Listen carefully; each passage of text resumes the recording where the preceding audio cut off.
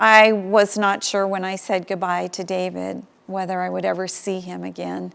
I was just that sick. Nancy Writebol was working at a hospital in the outbreak's epicenter, Liberia. Her job, help doctors put on and take off their protective gear. Did it ever cross your mind that you might get sick? No. I knew it was important, though, for me to, wear gloves and to be in an apron when I did decontamination. But I never thought that that I would contract Ebola. She initially thought it was malaria, but when treatment for that failed, she was tested for Ebola. Her husband, David, broke the news. There were nights in Liberia when I would go to sleep and I would just tell the Lord, I don't really know when I wake up in the morning whether I'm going to be with you, which is great, or whether I'm still going to be here. She was growing weaker by the day. On August 5th, she was flown from Liberia to Emory University Hospital in Atlanta. I remember the night that I was evacuated out that I was on a stretcher because I was so weak I couldn't walk. And one of the medics came and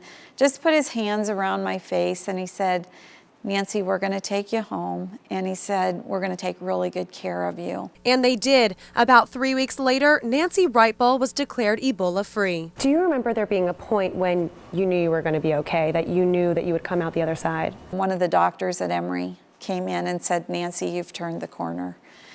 And all I could say to him was, praise God. Now, when you got out, did you ever experience that maybe there was some kind of stigma of being an Ebola survivor? Were people hesitant to be around you, thinking they could still get it? There has been some people that have been afraid.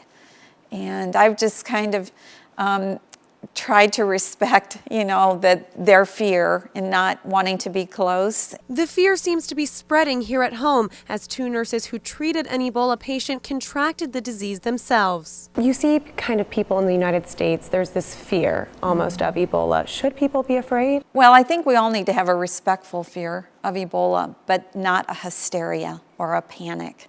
I think we do know how to control what happens, and I think that we are doing that to the best of our ability. I think that our attention needs to go back to West Africa. Looking back and knowing that you beat this deadly disease, what does that feel like? There have been many times I've woken and just been so grateful to be a survivor, and so grateful to be able to speak for the West Africa crisis, and I'm just thankful.